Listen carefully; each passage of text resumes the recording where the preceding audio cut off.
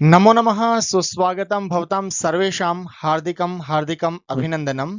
प्यारे साथियों, विजयश्री संस्कृत अकेडमी परिवार में आप सभी का एक बार फिर से स्वागत है, हार्दिक अभिनंदन है।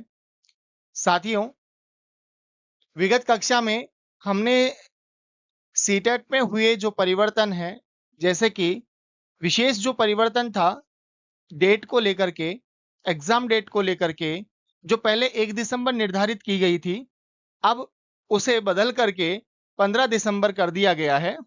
ये हमारे लिए एक अच्छी ही बात है, क्योंकि हमें 15 दिन की मोहलत और मिलती है, 15 दिन का समय हमको और मिलेगा अच्छा करने के लिए और अधिक पढ़ने के लिए। साथियों, आपका बार-बार मैसेज था कि सीटेट की क्लासेस कब से स्टार्ट होंगी, तो आज से हम उसका शुभारंभ करने जा रहे हैं। माँ भगवती का ध्यान करते हैं। सरस्वती नमस्तुभ्यं वरदे कामरूपिणी विद्यारंभं करिष्यामि सिद्धिर्भवतु मे सदा। वक्रतुंड महाकाय सूर्यकोटि समप्रभ निर्विघ्नं कुरु मे देव सर्वकार्येषु सर्वदा। प्यारे साथियों, जैसा कि आप देख पा रहे हैं, आज हम जो चर्चा करने वाले हैं वो सीटेट के पाठ्यक्रम के ऊपर चर्चा करने वाले हैं। किसके ऊपर चर्चा करने वाले हैं? सीटेट के पाठ्यक्रम की अगर हम यहाँ पे बात करने वाले हैं, तो शुरुआत करते हैं। देखिएगा, सीटेट के पाठ्यक्रम की बात करें तो हम सीटेट का कंप्लीट पाठ्यक्रम नहीं पढ़ने वाले। यहाँ पर हम जो यहाँ चर्चा करने वाले हैं, सीटेट में आने वाली जो आपकी भाषा है, आपकी जो भाषा है संस्कृत, संस्कृत और हिंदी। यदि आप सीटेट में संस्कृत और हिंदी भाषा का चयन करते हैं, संस्कृत और हिंदी भाषा का चयन करते हैं, तो आपके लिए ये कक्षा बहुत उपयोगी होने वाली है। या तो आप संस्कृत भाषा को फर्स्ट लैंग्वेज में लेते हैं, या फिर हिंदी भाषा को फर्स्ट लैंग्वेज के रूप में चुनते हैं, या संस्कृत को सेकंड लैंग्वेज के रूप में लेते हैं, या फिर हिंदी को सेकंड लैंग्वेज के रूप में आप यहाँ पर पढ़ने की का प्रयास करते हैं या पढ़ते हैं। साथियों, अलग से यहाँ पे विषय को लेकर के कोई सिलेबस नहीं डिसाइड किया गया है। यहाँ लैंग्वेज के लिए, चाहे वो लैंग्वेज आपकी संस्कृत हो, चाहे लैंग्वेज आपकी हिंदी हो, लैंग्वेज आपकी अंग्रेजी हो, या और कोई भी भाषा हो सकती है, सभी का एक पैटर्न जो बताया है वो एक जैसा ही बताया है। तो आज हम इस कक्षा में जो चर्चा करने वाले हैं वो हम संस्कृत और हिंदी भाषा की चर्चा करने वाले हैं। कौन-कौन सी भाषा की चर्चा करने वाले हैं? हम यहाँ पे संस्कृत और हिंदी भाषा की चर्चा करने वाले हैं। तो इसको आगे बढ़ने से पहले बात, क्योंकि ये दोनों क्या है? भाषा है। क्या है? दोनों भाषा है। संस्कृत भी भाषा है और हिंदी भी एक भाषा है। भाषा की और हम अग्रसर हों उससे पहले हम थोड़ी-सी जानकारी ले लेते हैं कि भाषा क्या है? भाषा कहते किसे हैं? तो आप कहेंगे कि सर, भाषा जो है वो संस्कृत की भाष धातु से निष्पन्न हुआ है और इसमें टाप प्रत्यय का योग होकर के भाषा शब्द की व्युत्पत्ति होती है। भाष यानी बोलने के अर्थ में भाष व्यक्तायाम वाची, इस धातु का यहाँ पे प्रयोग किया गया है और ये बोलने के पक्ष में या बोलने के अर्थ में यहाँ पर इसका अर्थ होता है, यानी अपने विचारों की अभिव्यक्ति करना ही भाषा कहलाता है। और हम यहाँ पर करने वाले हैं भाषा के शिक्षण की बात। किसकी बात कर रहे हैं? भाषा के शिक्षण की बात। या संस्कृत भाषा हो या हिंदी भाषा हो, जो भी भाषा है उसके शिक्षण की बात कर रहे हैं। और किसी भी भाषा के शिक्षण की जब हम चर्चा करते हैं, किसकी चर्चा करते हैं? शिक्षण की जब हम चर्चा करते हैं तो उसके लिए हमको 3 अपने आप से क्वेश्चन करने होंगे। कितने क्वेश्चन करने होंगे भाई? 3 आपको अपने आप से क्वेश्चन करने होंगे। बोले सर, क्या करने हैं वो 3 क्वेश्चन? तो पहला क्वेश्चन आपको करना है, देखिएगा, मैं यहाँ पर बाँच कर और वो काम करने नहीं आया हूँ। हम आपको, कल भी हमने जिक्र किया था कि शून्य से शिखर तक की हम सफर करने वाले हैं। इसका मतलब ये नहीं है कि मैं आपको बहुत ज्यादा डिटेल में पढ़ाने वाला हूँ। यहाँ पर हमको विद्वान नहीं बनना है। यहाँ हमको 30 में से 30 नंबर कैसे आएंगे, यानी 30 हिंदी के और 30 संस्कृत के, यानी 60 में से 60 नंबर लेने का हम यहाँ पर प्रयास करेंगे। हर संभव प्रयास करेंगे, जितना ज्यादा हम स्कोर कर सकते हैं वो सारा प्रयास करने वाले हैं। लेकिन किसी भी चीज को समझने के लिए उसका कंसेप्ट समझना बहुत जरूरी है। यानी हम केवल कंगूरे की तरफ दौड़ रहे हैं, हमको नींव का पत्थर जो है उसको भी समझने की बात है। तो हम अपने आप से 3 प्रश्न करें। बोले सर कौन-कौन से 3 प्रश्न हैं? पहला आपका प्रश्न आता है क्या? यानी क्या पढ़ना है? क्या पढ़ना है? पहला जो प्रश्न है हमारा वो अपने आप से होना चाहिए, क्या पढ़ना है? ये आपको सफल होने की अप्रोच, ये आपके सफल होने की अप्रोच है या सफलता की जो अंतिम सीढ़ी है वहां तक ले जाने के लिए ये एक कारगर रामबाण आपके लिए साबित होने वाला है। दूसरा कि हमको सर क्यों पढ़ना है? पहला प्रश्न क्या हुआ आपका कि क्या पढ़ना है? दूसरा क्या हो गया? क्यों पढ़ना है? क्यों पढ़ना है? और हम तीसरी बात कर रहे हैं कि कैसे पढ़ना है। यदि हमको इन दो का उत्तर मिल गया है तो तीसरा हमारा जो है प्रश्न वो क्या है? कैसे पढ़ना है। सबसे पहले हमको पता होना चाहिए कि हमको क्या पढ़ना है। जिस जिस पेपर की हम तैयारी करने वाले हैं, जिस पेपर को हम हल करने वाले हैं, सफल होने की हमें इच्छा है, हम यदि उसके बारे में नहीं जानते कि हमें क्या पढ़ना है, दूसरा क्यों पढ़ना है, हमारा उद्देश्य क्या है, और तीसरा सर जब पता चल गया है, पढ़ने को तो बहुत कुछ पढ़ा है इसमें, इस संसार में इतनी सारी किताबें, इतने सारे आपको राइटर मिल जाएंगे, लेकिन उनमें से आपके परीक्षा उपयोगी कितना है और वो हम कैसे डिसाइड करें, इन सब की हम चर्चा करने वाले हैं। तो पहली बात, पहला जो आपने प्रश्न किया है इसका उत्तर आता है आपका कि क्या पढ़ना है। ये तो आपको बताएगा पाठ्यक्रम। क्या बताएगा भाई? पाठ्यक्रम। कि इस परीक्षा को पास करने के लिए आपको क्या पढ़ना है, कितना पढ़ना है, ये आपको पाठ्यक्रम बताने वाला है, जिसकी आज हम इस कक्षा में क्या करने वाले हैं, चर्चा करने वाले हैं। ये मेरा बताने का उद्देश्य भी यही है, क्योंकि हम यहाँ पे समय पास, टाइम पास करने के लिए नहीं आपके साथ में जुड़ रहे हैं। हम आपको और आपस में चर्चा करने के लिए जुड़े हुए हैं कि हम इन प्रश्नों को हल कर सकें, इनको समझ सकें। दूसरा हमारा प्रश्न है कि क्यों पढ़ना है? तो उसके लिए क्यों पढ़ने का जो जवाब मिलेगा वो हमको बताएंगे शिक्षण के जो हमारे उद्देश्य हैं, है ना? कि सर हमको नौकरी लगनी है, एक तो यही मुख्य उद्देश्य हो गया। और विस्तृत हम चर्चा करने वाले हैं कि शिक्षण के जो उद्देश्य हैं वो हमको बताएंगे क्यों पढ़ना है और कैसे पढ़ना है। कैसे पढ़ना है, ये आपके जो टीचिंग मेथड्स हैं, है ना? टीचिंग मेथड्स, यानी हम बात करें शिक्षण विधियों की बात कर रहे हैं, शिक्षण विधियों की बात कर रहे हैं, तो शिक्षण विधियां हमको बताती हैं कि आपको कैसे पढ़ना है। तो अभी इस में आपको 3 प्रश्न आपके मन में उठे और तीनों का हमको निष्कर्ष मिला, उत्तर मिला। पहला जो हमको उत्तर मिला कि सर हमको सबसे पहले क्या पढ़ना है, ये कौन बताएगा? पाठ्यक्रम। तो सर थोड़ा-सा हमको पाठ्यक्रम के बारे में भी बता दीजिएगा, तो उसी को हम लेकर के आगे बढ़ने का प्रयास कर रहे हैं। तो यहाँ पर देखिएगा, यहाँ कह रहे हैं पाठ्यक्रम की बात करें तो यहाँ पर आपकी जो संस्कृत भाषा है, कौन-सी भाषा है? संस्कृत भाषा। और इसी के आप ऑब्लिक में लगा लीजिएगा हिंदी भाषा, क्योंकि दोनों को अलग से कुछ नहीं कहा है ना? सामान्यतः इन दोनों का जो पाठ्यक्रम है वो क्या है? समान ही है ना? दोनों का पाठ्यक्रम क्या है? समान ही है। तो यहाँ देखिएगा, आपके जो प्रश्न पूछे जाने वाले हैं दोनों भाषाओं में से, चाहे आप लैंग्वेज फर्स्ट लीजिए, चाहे आप लैंग्वेज सेकंड के रूप में लीजिएगा, इसको 2 भागों में डिवाइड किया है इन्होंने। कितने भागों में डिवाइड किया है? 2 भागों में। यानी कह रहे हैं कि 15 जो प्रश्न है आपको अपठित गद्यांश, पद्यांश, यानी हम व्याकरणात्मक जो हमारे अंश हैं उनसे आपसे पूछेंगे। और जो 15 नंबर का जो आपका मेथड है, 15 नंबर का जो आपका मेथड है, यानी 15 जो नंबर आपके पूछे जाने वाले हैं, प्रश्न पूछे जाने वाले हैं, वो आपके टीचिंग मेथड से आपको यहाँ पे हल करने होंगे। तो यहाँ पे 2 भागों में हमने इसको डिवाइड किया। हमने क्या, बोर्ड ने यहाँ पे डिवाइड किया है कि 15 नंबर के आपके व्याकरणात्मक अंश पूछे जाएंगे और 15 नंबर के आपके जो शिक्षण से संबंधित जो पाठ्यक्रम है या जो विषय वस्तु है उससे संबंधित आपके यहाँ प्रश्न पूछे जाने वाले हैं।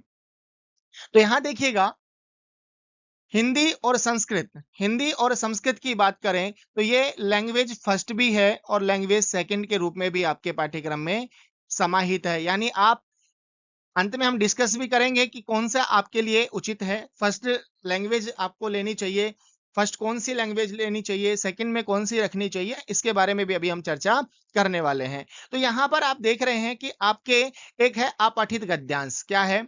अपठित गद्यांश।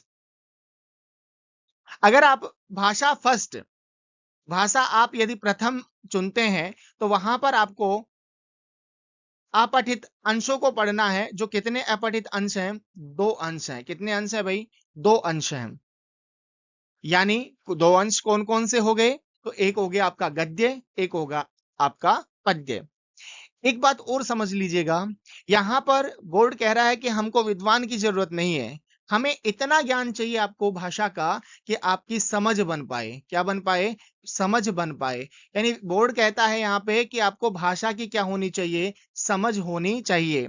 आप किसी भी विषय को पढ़ाने वाले हैं, किसी भी विषय को पढ़ाने वाले, चाहे आप साइंस पढ़ा रहे हो, चाहे आप मैथ्स पढ़ा रहे हो, या फिर एसएसटी के टीचर बनने वाले हो, भाषा के भी शिक्षक बन रहे हो तो बहुत अच्छी बात है।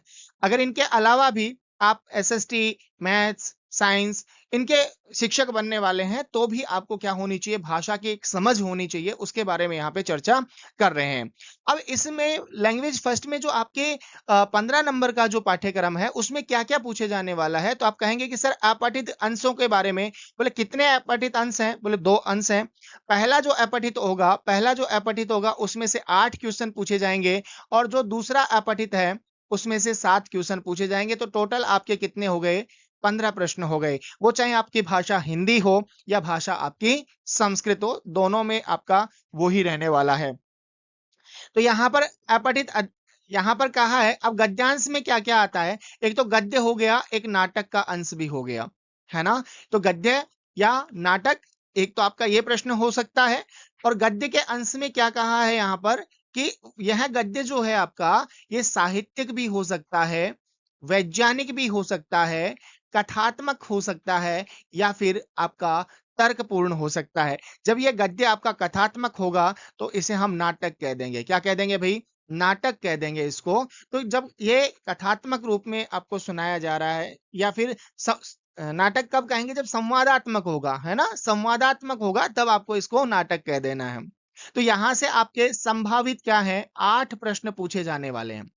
ठीक है, चर्चा करेंगे हम एक गद्य को भी इसमें समाहित करने वाले इस कक्षा में कि किस तरह से आपको गद्य को हल करना है, कैसे आपको इसके प्रश्न समझने हैं और उसमें क्या-क्या प्रश्न पूछे जा सकते हैं, इन सभी के ऊपर हम चर्चा करने वाले हैं। दूसरा आपका यहाँ पे एक पद्य है। पद्य यानी हम कह सकते हैं श्लोक। जैसे अभी हमने उच्चारण किया, सरस्वती नमस्तुभ्यं वरदे कामरूपिणी विद्यारंभम करिष्यामि सिद्धिर्भवतु मे सदा। यानी ये भी क्या है? एक पद्य है।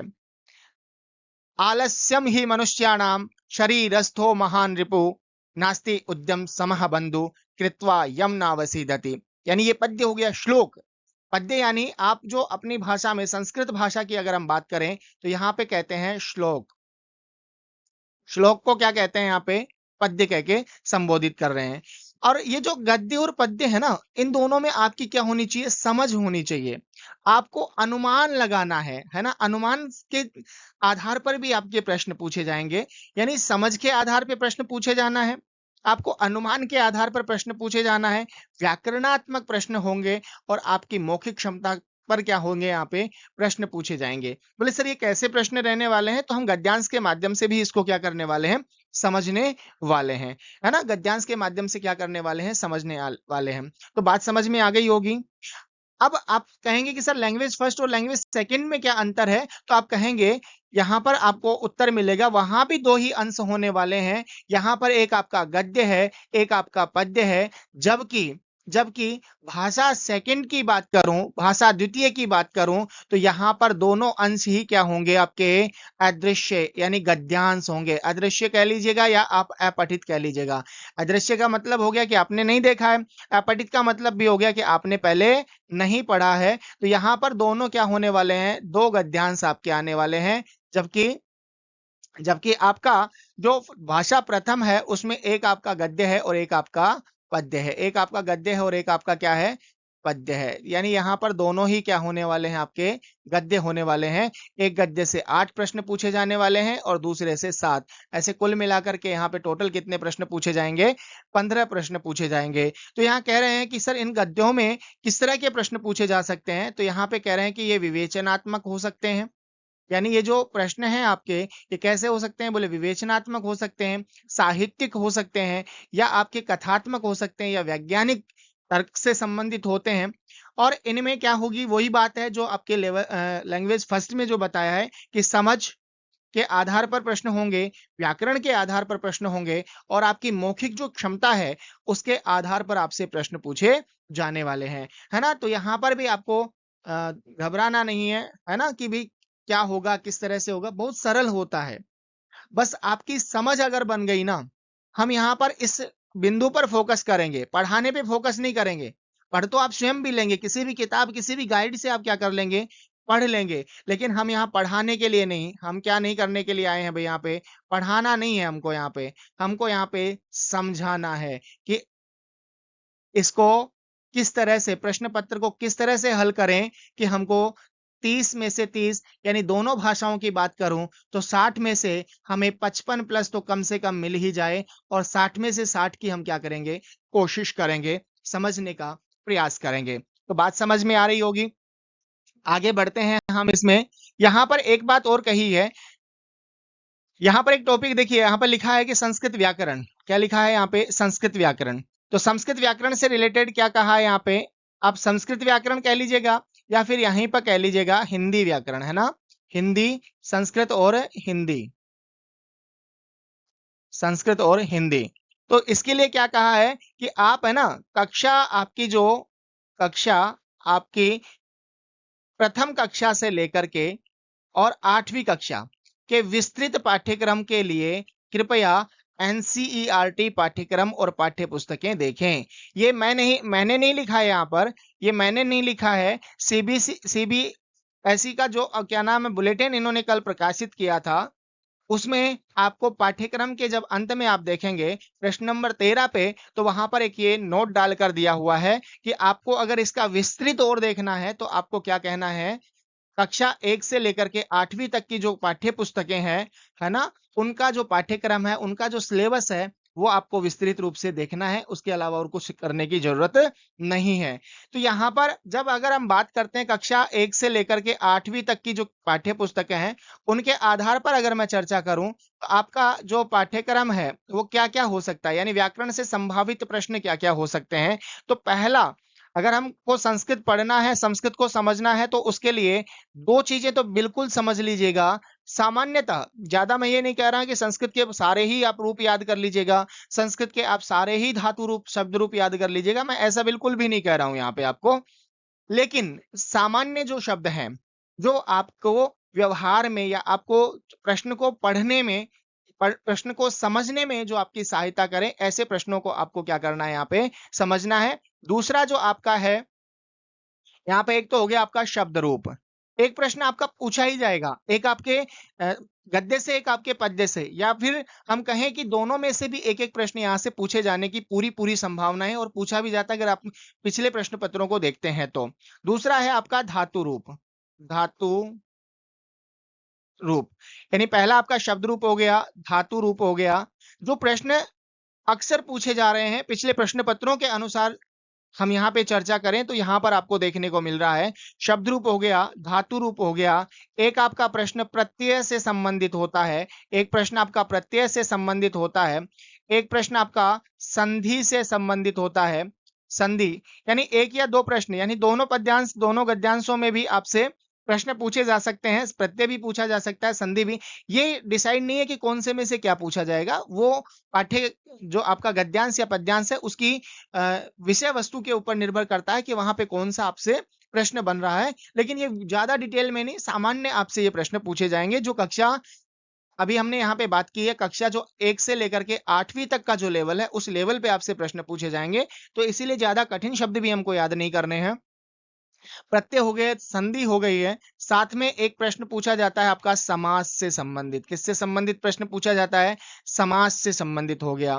एक आपका प्रश्न आता है अव्यय, है ना, अव्यय से संबंधित आपका एक प्रश्न पूछा जाता है कि भाई शब्द रूप हो गए, धातु रूप हो गए, प्रत्यय हो गए, संधि हो गए, समास हो गए।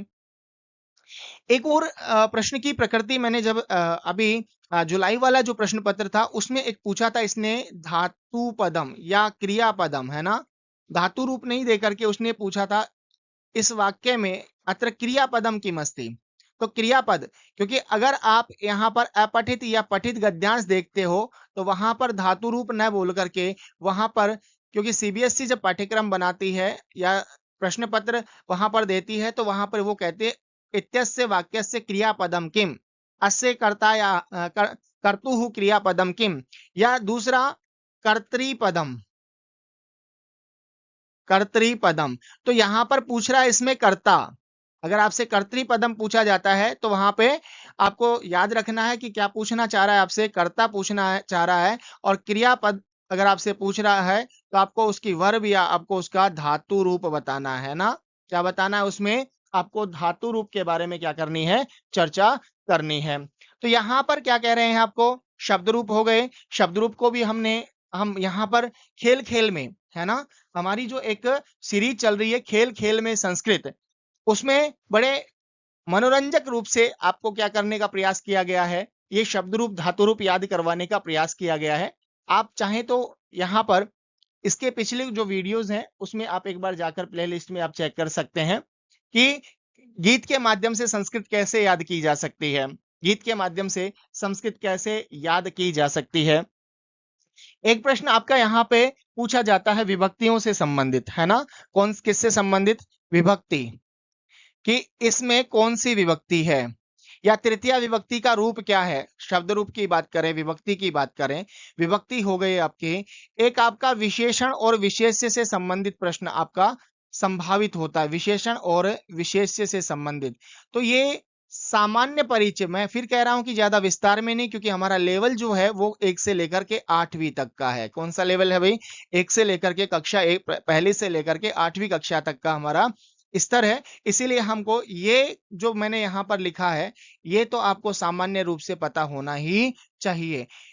इनको भी हम प्रारंभ करने वाले हैं, शुरू से हम इनको देखने वाले हैं। यहीं पर जैसे धातु रूप पढ़ेंगे, धातु रूप पढ़ेंगे तो यहाँ पर एक टॉपिक आता है लकार, है ना, लकार। तो यानी संस्कृत भाषा में कितने लकार होते हैं, संस्कृत भाषा में कितने पुरुष होते हैं, कितने वचन होते हैं, इसके बारे में भी हम चर्चा करेंगे, क्योंकि बिल्कुल बेसिक से अगली जो कक्षा रहेगी हमारी बिल्कुल बेसिक से हम उसको लेकर के चलेंगे कि अगर आपको संस्कृत के बारे में कुछ नहीं आता है तो मैं मानता हूं कि यहाँ इसके अलावा आपको अलग से कुछ पढ़ने की जरूरत नहीं है। और उसके साथ साथ में हिंदी के भी हम कक्षाओं का समय समय पे क्या करते रहेंगे, आयोजन करते रहेंगे, या उनके भी प्रश्न पत्रों की डिस्कस और विषय वस्तु को हम यहाँ पे समझ सकते हैं। तो यहाँ पर देखिएगा एक आपका हो गया लकार, ठीक है, लकार की हम बात कर रहे हैं। लकार आपके पांचों लकारों में आपको यहाँ पे धातु रूप देखना है। आपके संस्कृत में पुरुष कितने होते हैं, वचन कितने होते हैं, लिंग कितने होते हैं, तो इनके बारे में भी आपको हम यहाँ पे चर्चा करेंगे। तो ये आपका हो गया 15 नंबर का जो मैटर है, व्याकरण से संबंधित जो आपका मैटर है, ये आपका 15 नंबर का टॉपिक हो गया। उसके साथ में आता है आपका ये थोड़ी सी विस्तृत कक्षा हो रही है, क्योंकि हम यहाँ पे डिटेल में चर्चा कर रहे हैं, है ना, डिटेल में आपको केवल बांच कर नहीं बता रहा हूँ कि यहाँ पे चलो इसको ऐसा हो जाएगा, ये ऐसे हो जाएगा, उसका उद्देश्य नहीं है। क्योंकि ऐसा तो बांच, सिलेबस तो आप भी बांच ही सकते हैं, आपको इतना भी तो इतने जब समझदार हैं, आप सीटेट का पेपर दे रहे हैं, तो जो सिलेबस लिखा हुआ है उसको बांच तो आप भी सकते हैं, लेकिन उसको समझने का प्रयास कर रहे हैं। क्योंकि सीटेट का जो पेपर है, जो सिलेबस है, उसमें एक पंक्ति बार बार यानी समझ के ऊपर क्या दिया गया है, अधिक बल दिया गया है। किस पे बल दिया गया है साहब, समझ के ऊपर आपका अधिक यहाँ पर क्या दिया गया है, बल दिया गया है। तो यहाँ पर देखिएगा दूसरा आता है आपका 15 नंबर की जो बात कर रहे हैं, 15 नंबर की बात करें तो ये भाषा विकास का जो शिक्षण शास्त्र है ना, यानी भाषा को हम कैसे सीखें उसके बारे में, जो क्या उसकी पैडागोगी या जो क्या है उसके शिक्षण के सिद्धांत, है ना, या उसके भाषा के जो रूप हैं, भाषा के जो कौशल हैं, उसके माध्यम से हम कैसे सीख सकते हैं, इनके बारे में यहाँ पे चर्चा कर रहे हैं। यानी देखो, सीखना और अधिग्रहण दो शब्द हैं यहाँ पे, एक है सीखना और दूसरा है अधिग्रहण। पढ़ना नहीं, पढ़ करके समझना, पढ़ करके समझना, यानी यहाँ पर सीखने पर बल दिया गया है। अगर आप एनसीईआरटी का जो सिलेबस है या पाठ्य पुस्तकें हैं उसमें अगर आप देखेंगे तो सीखने पर बल देने की बात यहाँ पर की है। ठीक है, दूसरा जैसे बात है यहाँ पे टॉपिक है आपका भाषा शिक्षण के सिद्धांत, यानी जब आप पढ़ा रहे हो तो उसके कुछ अपने सिद्धांत भी होंगे। तो वो सिद्धांत कौन कौन से हैं उनके बारे में अगर हम बात करें यहाँ पर, तो जैसे एक दो सिद्धांतों की बात करूं, जैसे एक आपका होता है स्वाभाविकता का सिद्धांत, स्वाभाविकता का सिद्धांत। यहाँ स्वाभाविकता के सिद्धांत की बात करें तो स्वाभाविकता का सिद्धांत क्या कहता है कि जो भाषा है ना वो सिखानी नहीं पड़ती है, भाषा जन्मजात होती है, बालक स्वाभाविक रूप से सीखता है। वो बालक जिस परिवेश में रहता है वो उस परिवेश की भाषा को सीख जाता है। अगर आप घर में आपका हिंदी बोलने का एक परिवेश है तो अब वो बालक जो है वो हिंदी भाषा में ही बात करेगा, हिंदी भाषा को ही समझेगा। अगर आप संस्कृत बोलते हैं तो बालक क्या कौन सी भाषा का में बात करेगा आपसे, वो आपसे संस्कृत भाषा में ही क्या करने वाला है, बातचीत करने वाला है। जैसे दूसरा हो गया रुचि का सिद्धांत, कौन सा है ना, रुचि का सिद्धांत। एक दो सिद्धांतों की हम चर्चा कर रहे हैं कि आपको समझ में आए, है ना। रुचि का सिद्धांत, रुचि का सिद्धांत क्या कहता है, रुचि का सिद्धांत कहता है कि बालक की जिस विषय में रुचि है ना, बालक की जिस विषय में रुचि है, यानी बालक को जिस विषय को पढ़ने में अच्छा लगता है वो उस विषय के प्रति सबसे ज्यादा सक्रिय आपको देखने को मिलता है ना।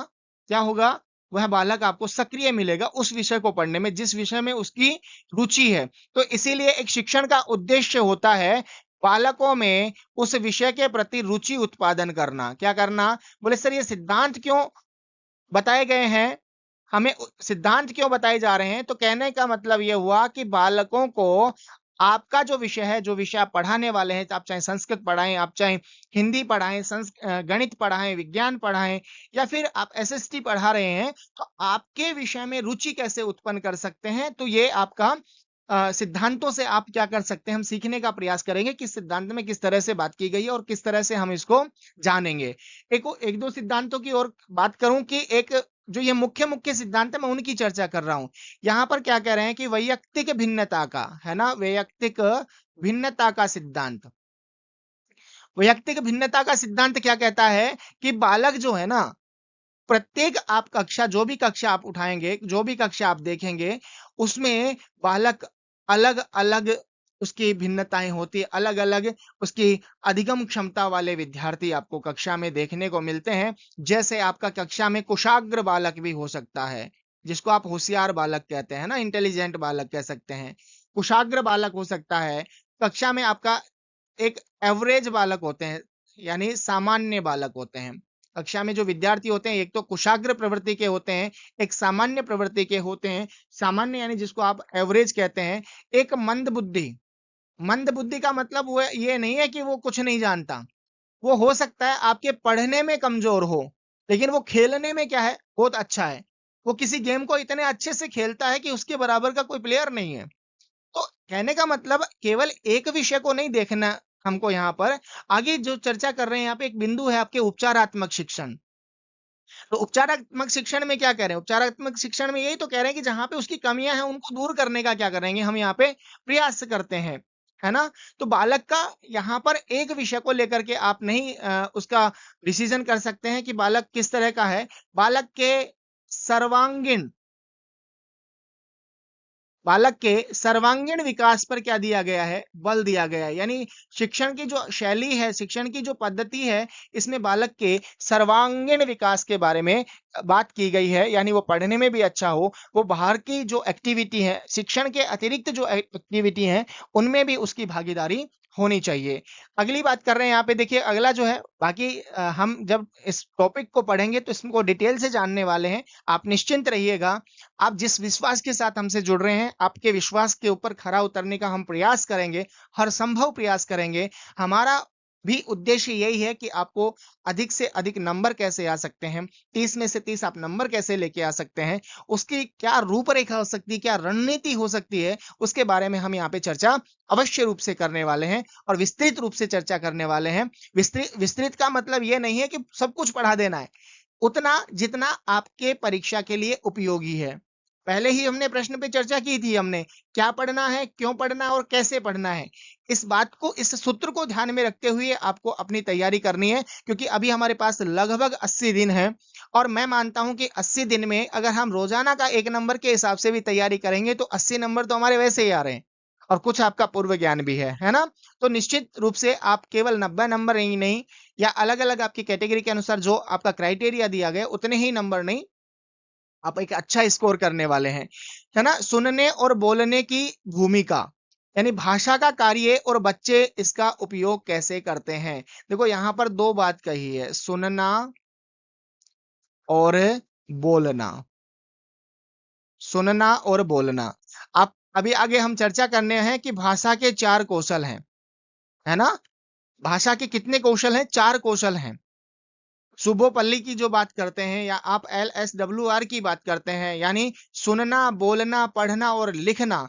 यानी यहाँ पर जो बात की गई है, पढ़ने और लिखना बाद की बात है, पहले बच्चे को क्या आना चाहिए? सुनना और बोलना। यानी पूरी कहानी यहाँ पर ही टिकी हुई है। आगे के जो बिंदु हैं उनके यूपर भी हम बात करेंगे कि वो किसके ऊपर बल दे रहे हैं कि बालक सुने, बालक बोले, है ना। क्योंकि यूनिसेफ एक संगठन है। कौन सा संगठन है भाई? यूनिसेफ एक संगठन है। और यूनिसेफ संगठन क्या कहता है? यूनिसेफ के अनुसार, यूनिसेफ कहता है कि बालक पढ़कर के 10% ही सीख पाता है। जितना आप पढ़ रहे हैं उसका आपको 10% ही आप क्या कर पा रहे हो? सीख पा रहे हो। बालक सुन करके, बालक सुन करके, हम यहां पर कहें बालक सुन करके 20% सीखता है। कितना परसेंट सीखता है भाई? बालक सुनकर 20%, यानी वो किसी बात को सुन रहा है तो उसको केवल 20% याद रहेगा। पढ़कर अगर वो कर रहा है तो उसको 10% याद रहता है। बालक सुनकर के किसी बात को समझने का प्रयास कर रहा है तो उसको लगभग 20% याद रहता है उसका। देख करके, कोई भी आप चीज आप देखते हैं, है ना, तो वो आपको लगभग उसका जो परिदृश्य है वो आपको लगभग 30% याद होता है ना। देखकर आपको 30%। लेकिन सुनकर और देखकर की बात करें तो ये आपका 50% है। अगर आप सुन भी रहे हैं और देख भी रहे हैं, कोई मूवी वगैरह आप देखते हैं तो आपको 3 घंटे की मूवी दोबारा देखने की जरूरत नहीं पड़ती है, और जब आप दोबारा देखते हैं तो आपका उसका पूरा दृश्य आपके दिमाग में होता है। क्यों होता है? क्योंकि यहां पर आप देख रहे हो ना, पूरी मूवी याद नहीं हो रही है कि कहां पे किसने क्या डायलॉग बोला है, लेकिन उसकी एक भूमिका आपको सार रूप में आपको बता सकते हो। क्यों? क्योंकि वहां पर आपका श्रवण भी हुआ है, वहां पे आपका देखना भी हुआ है। यानी देखकर और सुनकर के हमको 50% याद हो जाता है। क्या हो जाता है? 50% याद हो जाता है। और अगर मैं कहूं कह करके, है ना, यानी बोलकर, बोलकर भी हमको 30% याद। कुछ विद्यार्थी होते हैं ना, मेरा एक रूममेट था, वो बस बोल बोल कर याद करता था, मतलब घूमता रहेगा और बोलते बोलते वो क्या कर रहा है? याद कर रहा है। तो उसको याद होता है, यानी 30% तक आपके बोल करके याद हो रहा है। और जैसे अभी हमने कहा कह कर, है ना, एक होता है सुनकर, देखकर, कहने पर, है ना, या किसी को बताकर। अगर आप याद कर रहे हैं तो आपको लगभग वो भी 30%, यानी आपने जो याद किया उसको किसी को बता रहे हैं, आपने याद किया और किसी को बता रहे हैं तो वो लगभग 40% होता है। और एक, अगर आप क्या कर रहे हैं? बोल रहे हैं और बता रहे हैं ना, यानी सुनकर और बता रहे हैं। सुनना प्लस बताना। हो सकता है आपको अजीब लग रहा हो ये सारी चीजें, लेकिन आपको अच्छा लग रहा है या बुरा लग रहा है उसकी मुझे चिंता नहीं है। मेरा उद्देश्य है आपको आपके लक्ष्य तक पहुंचाना, और वो भी सफलतापूर्वक। हम यहाँ पर, क्योंकि सत्य बातें जो होती हैं वो कभी कभी कड़वी, कभी कभी क्या हमेशा कड़वी हो सकता है कि आपको वो लगे कि बहुत विस्तार में हो रहा है, लेकिन आपको इन चीजों के बारे में पता होना चाहिए। अगर आपने सिलेबस को अच्छे से समझ लिया तो आपकी आधी तैयारी तो वहीं पर हो गई, और आधी तैयारी आपकी मानसिकता बनाने की, हाँ अब मुझे ये पास करना है, और वो फीलिंग आनी चाहिए कि बस मैं पास हो चुका हूं। है ना? और उसके अकॉर्डिंग ही हमको क्या करना है, तैयारी करते रहना है। और अगर यहाँ पर कह रहे हैं कि अगर सुनकर और बताकर आप याद करते हैं तो आपको 90% क्या होता है, याद हो जाता है।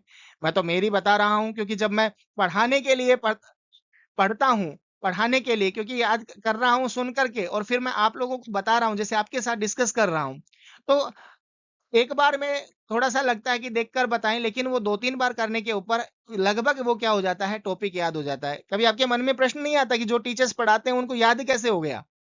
तो उनके साथ में यही स्थिति है, वो सुन भी रहे हैं और क्या कर रहे हैं, बोल भी रहे हैं। अपनी आवाज़ को रिकॉर्ड कीजिएगा और उसको फिर सुनिएगा। खाना बना रहे हैं तो चला दीजिए, सुनिए उसको। कहीं जा रहे हैं रास्ते में, इधर-उधर के गाने सुनने के से अच्छा है अपनी जो मधुर ध्वनि है, उसको आप क्या कीजिएगा, सुनिएगा। है ना? तो ये आपका क्या हो गया, यहाँ पर सुनने और बोलने की जो भूमिका है, उसके बारे में मैंने यहाँ पे डिस्कस किया विस्तार। देखो, पढ़ना यहाँ पे उद्देश्य नहीं कि 5 के भई ये हो गया, ये तो आपको भी पता है ना। यहाँ पे थोड़ा-सा इसलिए इसको विस्तार देने का प्रयास किए हैं। बाकी जब हम क्लासेस लेंगे और तो हम इसको और भी विस्तार देने का प्रयास करेंगे। एक आपका यहाँ पे विषय है, एक उपकरण के रूप में आईटी। है ना? यानी आपके जो अधिगम में जो सहायक जो सामग्री हैं, उनके बारे में यहाँ पर हम बात कर रहे हैं। जैसे अधिगम के जो साधन हैं, है ना? किसके साधन की बात कर रहा हूँ मैं यहाँ पे? अधिगम साधन की बात कर रहा हूँ। अधिगम के जो साधन है, एक होता है आपका दृश्य, एक होता है आपका श्रव्य, ठीक है? श्रव्य।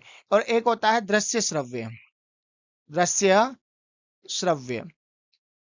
एक दृश्य हो गया, एक श्रव्य हो गया, एक हो गया आपका दृश्य श्रव्य। ठीक है? जैसे दृश्य की बात करूं, दृश्य में आपका जैसे श्यामपट्ट हो गया, तो श्यामपट्ट से संबंधित भी आपके प्रश्न आते हैं। श्रव्य की बात करूं तो आपका आकाशवाणी हो गया, आकाशवाणी। ठीक है? और दृश्य श्रव्य की बात करूं तो आपका दूरदर्शन हो गया, दूरदर्शन हो गया।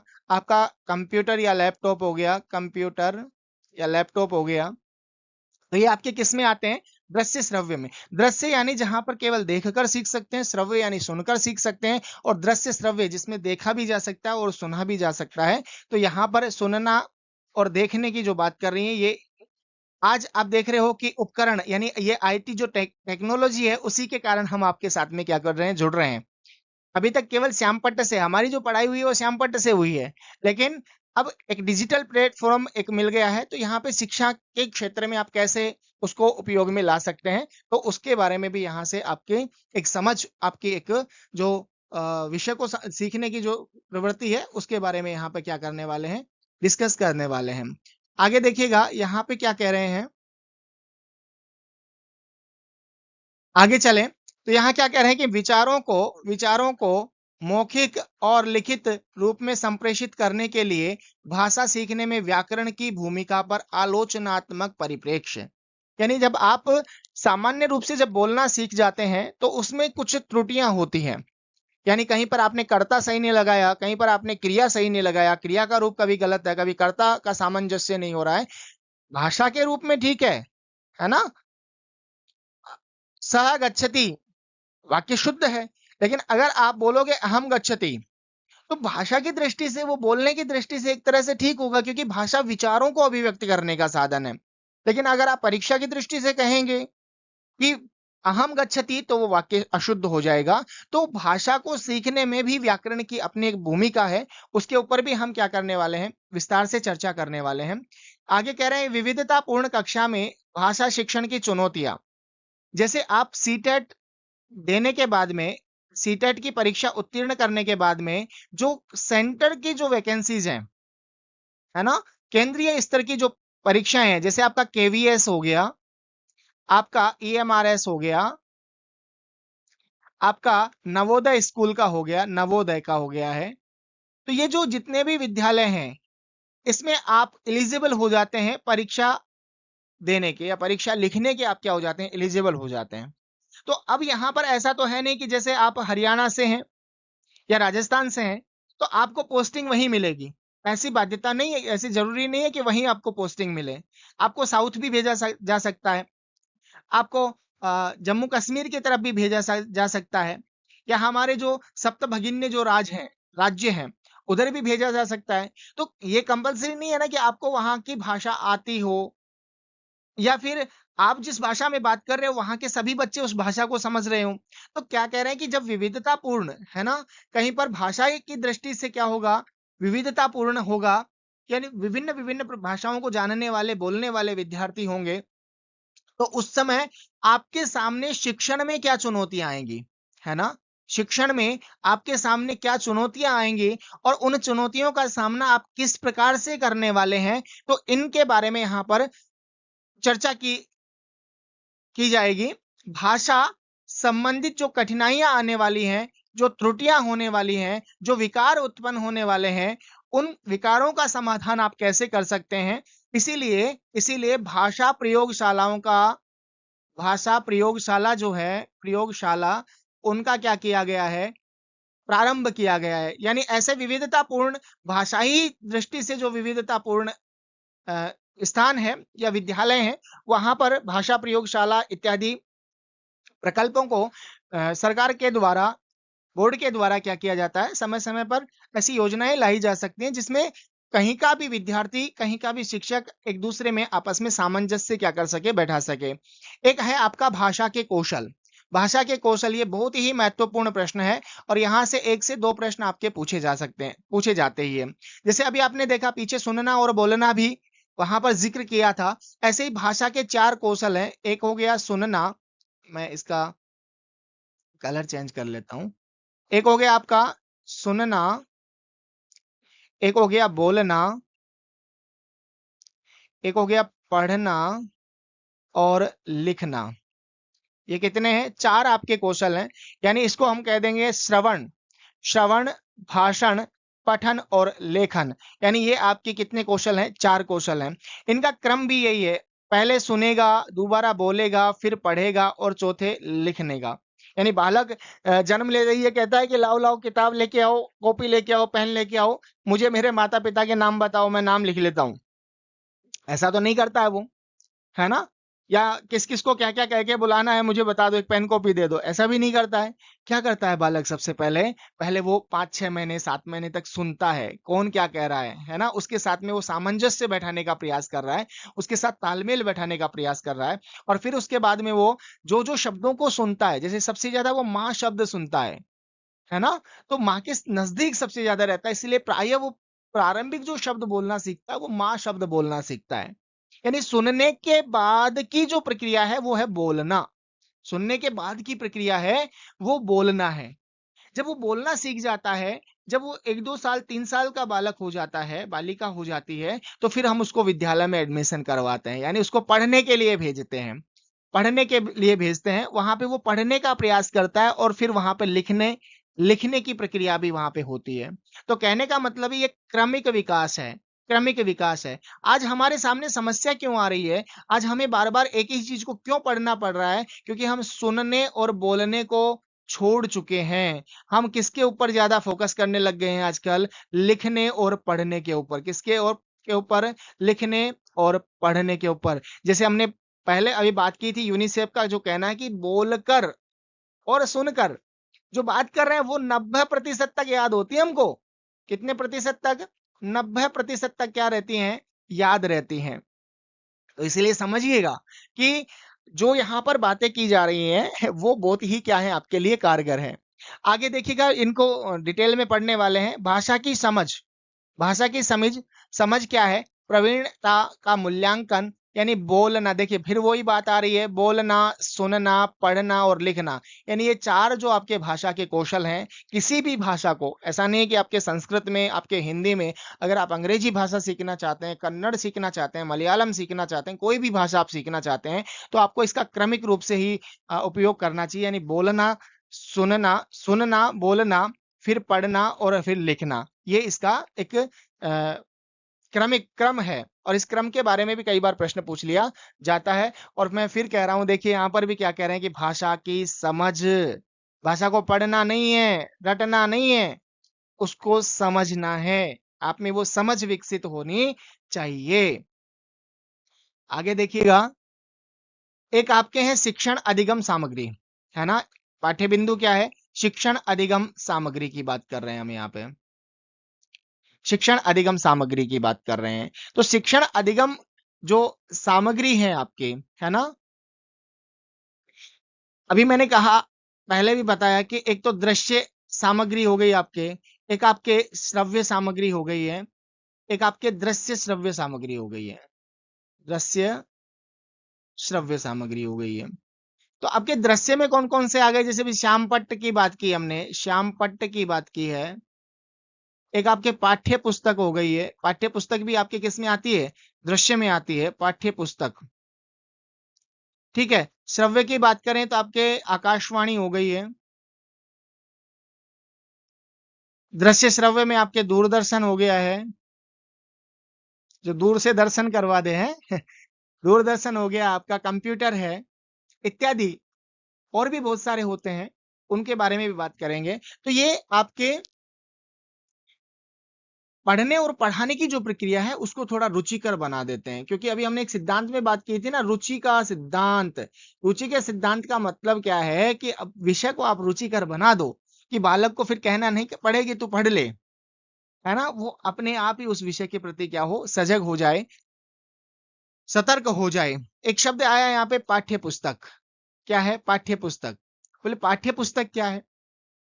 वैसे एक ऐसा साधन है आपके दृश्य साधन में, हम इसको पढ़ते हैं पाठ्य पुस्तक को, लेकिन पाठ्य पुस्तक कहते किसे हैं?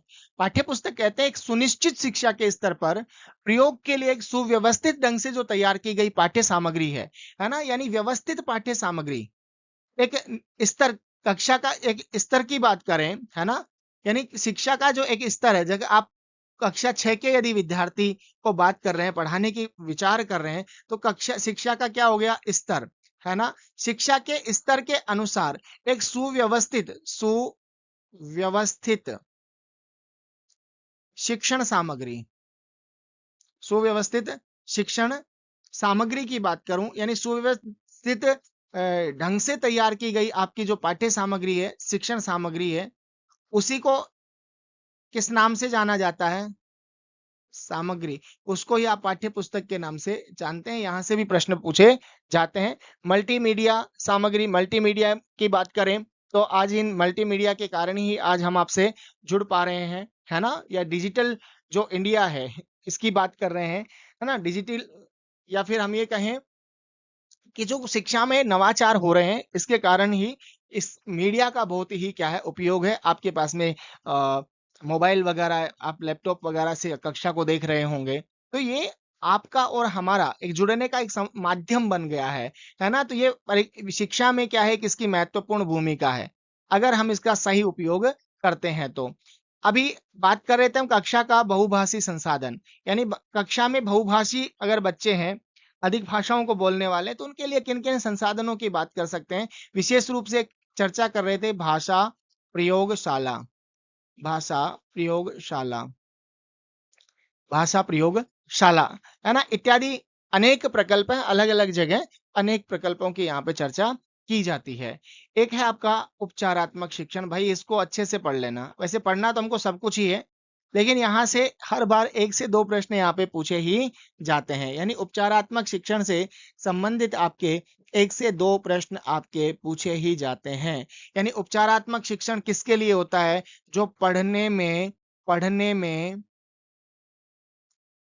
कमजोर विद्यार्थी हैं, कमजोर विद्यार्थी, यानी पढ़ने में जो कमजोर छात्र हैं, उनके लिए उपचारात्मक शिक्षण बहुत कारगर है, उनके लिए ही ये विशेष रूप से है ना। यानी जो समस्याग्रस्त है, यानी किसी प्रकार की उनको समस्या है, पढ़ने में समस्या है, या और किसी प्रकार की कोई समस्या है ना, कुछ डिसेबिलिटी है, तो उसमें भी उपचारात्मक शिक्षण, उनके अलग-अलग तरीके हैं, किसकी किस प्रकार की समस्या उसके अनुसार उसका शिक्षण का निर्धारण किया गया है। एक है आपके सामान्य, यदि बालकों की बात करूं तो वहां पे त्रुटि निवारण के लिए, है ना, यानी कोई गलती कर दिया, त्रुटि निवारण, त्रुटि निवारण के लिए भी ये कारगर है। तो ये भी प्रश्न आया गया है कि बालानाम त्रुटि निवारणाय, बालकों की त्रुटि निवारण के लिए कौन से शिक्षण की आवश्यकता होती है, उपचारात्मक शिक्षण की या निदानात्मक शिक्षण की?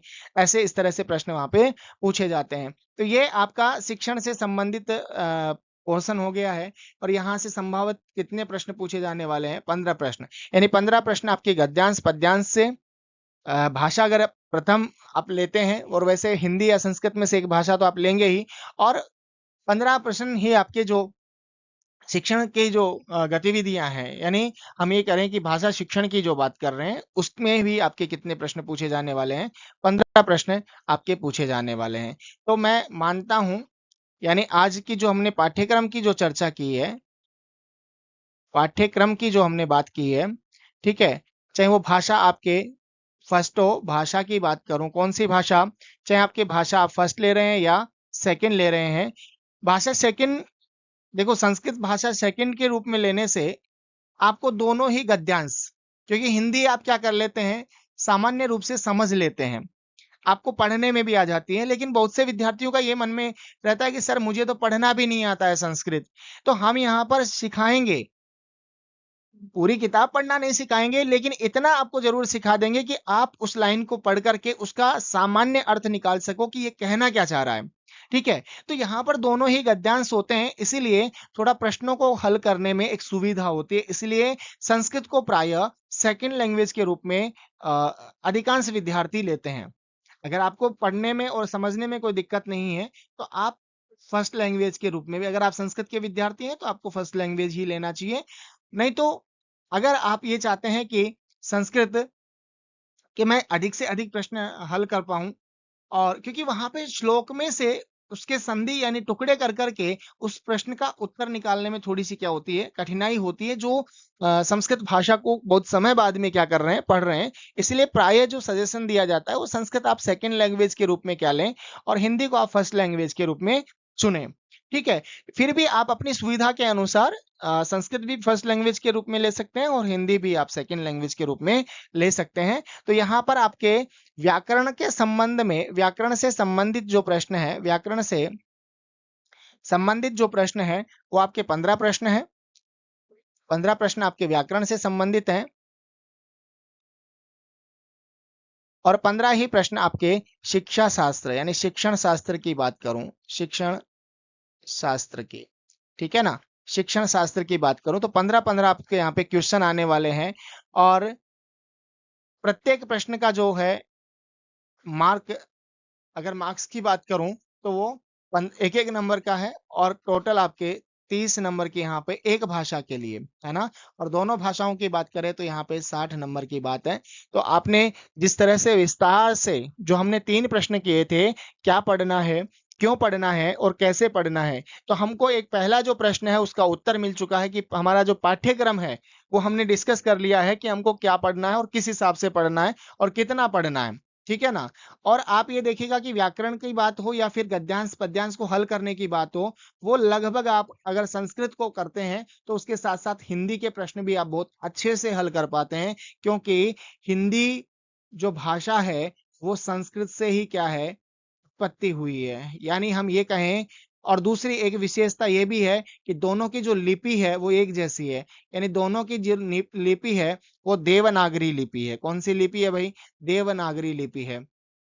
तो अभी हम संस्कृत की कक्षाओं का प्रारंभ करेंगे, ठीक है, और आगामी जो कक्षा है उसमें हम प्रश्न पत्र के बारे में, कि प्रश्न पत्र कैसे पूछा जाता है और किस तरह के प्रश्न आते हैं, एक बार उसको समझेंगे।